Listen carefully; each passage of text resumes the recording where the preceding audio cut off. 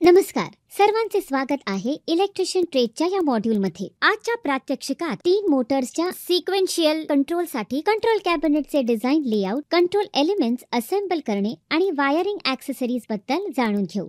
या प्रात्यक्षिकाच्या शेवटी तुम्ही 3 मोटर्सच्या अनुक्रमिक कंट्रोलसाठी नियंत्रण आणि पॉवर सर्किट कसे काढायचे, नियंत्रण पॅनलवर लेआउट चिन्हांकित करा, DIN रेल्वे आणि उपकरणे माउंट करा, ॲक्सेसरीज वायर अप करा, रूटिंग, बंचिंग आणि बांधून वायरिंगची व्यवस्था करा. 3 मोटर्सच्या अनुक्रमिक नियंत्रणासाठी नियंत्रण पॅनलची चाचणी घ्या. त्यासाठी आवश्यक घटक आणि साधने आहेत: प्रशिक्षणार्थी टूल किट 1, स्क्रायबर 100 मिलीमीटर 1, ब्लेडसह hacksaw frame 300 millimetre 1, hand drilling machine 6 millimetre क्षमता 1, HSS ड्रिल बीट 6 मिलीमीटर आणि 3 मिलीमीटर 1 क्रमांक, राउंड नोज प्लायर 1, क्रिम्पिंग साधन 200 millimetre 1, digital multimeter, megger 500 volt, air break contactor 4 pole 16 ampere 3, thermal overload relay 0 to 15 amps 415 volt 3 नग, control transformer 415 volt किंवा 240 volt 1 क्रमांक, 2 timer relay contactor 415 volts, MCB 3 pole 415 volt 16 amps 1, 1 push button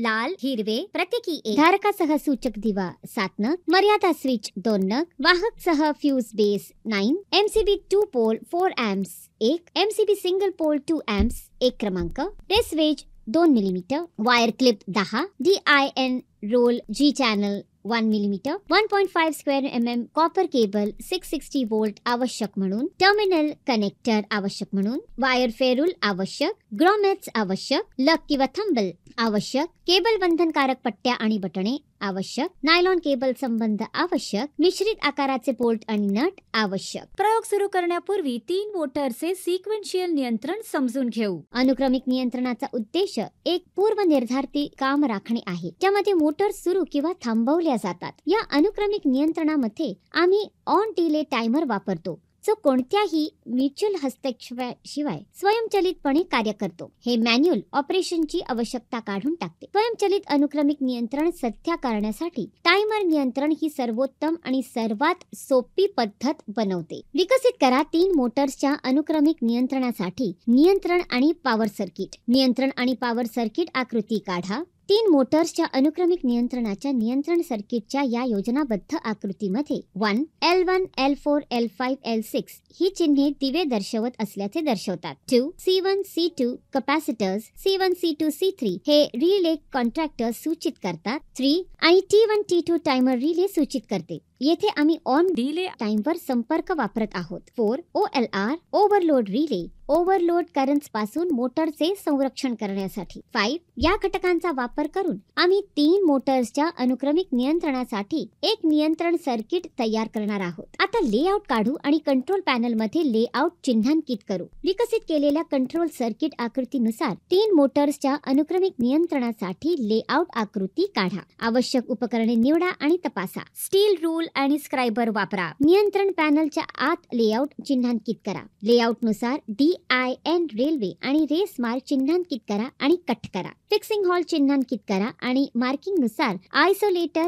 control transformer, DIN rail आणि रेसवे fix करण्यासाठी control पॅनलच्या आत drill करा. निराकरण करा नियंत्रण उपकरणे. फिक्सिंग स्क्रू वापरून रेसवे आणि DIN रेल शेवटी चिन्हांकित करा आणि इंडिकेटर, लॅम्प, पुश बटन आणि वायर क्लिपसाठी पॅनलच्या पुढील दरवाजावर आवश्यक छिद्रे करण्यासाठी ड्रिलचा वापर करा. 3 मोटर्स आणि चाचणीच्या अनुक्रमिक नियंत्रणासाठी नियंत्रण आणि पॉवर सर्किट वापर करूया.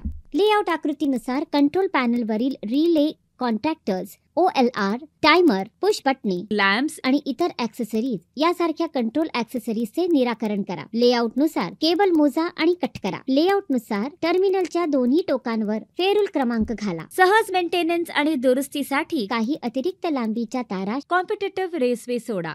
रेसवेने एक एक करून तारा लावा. तारांचा क्रॉसओव्हर टाळा. क्रॉस टाळण्यासाठी उभ्या तारांवर क्षैतिज रन त्यानंतर चालवता येते. वायरच्या टोकांची स्किन काढा आणि योग्य लग्स थिम्बल्सने क्रिम्प करा. सर्किट डायग्रामानुसार पॉवर आणि कंट्रोल सर्किटच्या तारा कनेक्ट करा. रेसवेने एक एक करून तारा लावा. केबल बाइंडिंग पट्ट्या आणि बटन वापरून रेसवे मध्ये तारांना पंच करा आणि बांधा. वायरिंग वर PVC रेसवेज झाकून टाका. रेसवे झाकताना केबलचा चुरा होऊ नये यासाठी आवश्यक ती काळजी घ्या. हिंगेड दारांमध्ये तारांचे यू लूप बनवा.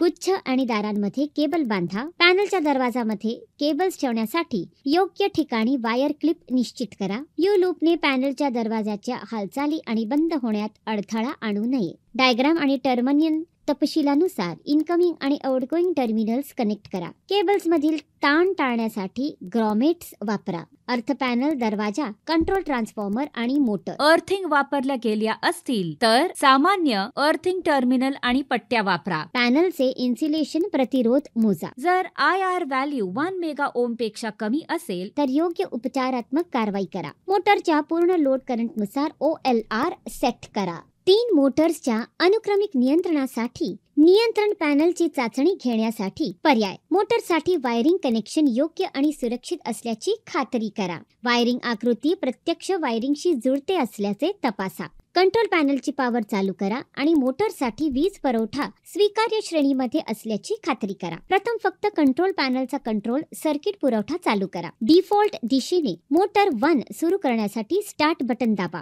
संबंधित संपर्ककर्ता पिकअप असल्याची खात्री करा. टायमरच्या वेळ सेटिंगनुसार मोटर 2 आणि 3 चे रिले कॉन्टॅक्टर्स उचलले जात असल्याची खात्री करा. वेळेची पडताळणी करण्यासाठी तुम्ही टायमर किंवा स्टॉप वॉच वापरू शकता. मोटर कॉन्टॅक्टर्सची शेवटी खाली पडतात याची खात्री करण्यासाठी स्टॉप बटनांची चाचणी घ्या. नियंत्रण सर्किट ऑपरेशन समाधानकारक असल्यास नंतर चालू पॉवर सर्किटचा मुख्य वीज पुरवठा. प्रत्येक मीटर स्विच एका वेळी एक चालू करा आणि प्रत्येक मोटर अपेक्षेप्रमाणे चालू आणि बंद होत असल्याचे स्थापित करा. मोटर चालू आणि व्होल्टेजच्या स्वीकारार्ह मर्यादेत कार्यरत असल्याची खात्री करा. मोटर्स योग्य क्रमाने चालू आणि बंद होत आहेत याची खात्री करण्यासाठी त्यांचा क्रम तपासा. उदाहरणार्थ तुम्ही मोटर 1 प्रथम, नंतर मोटर 2 आणि नंतर मोटर 3 चालू करू शकता. मोटर्स योग्य वेळेत चालू आणि बंद होत आहेत याची खात्री करण्यासाठी अनुक्रमाच्या वेळेची चाचणी घ्या. वेळेत पडताळणी करण्यासाठी तुम्हाला टायमर किंवा स्टॉप वॉच वापरावेसे वाटेल. स्टॉप बटणे अपेक्षेप्रमाणे मोटर्स थांबवत आहेत याची खात्री करण्यासाठी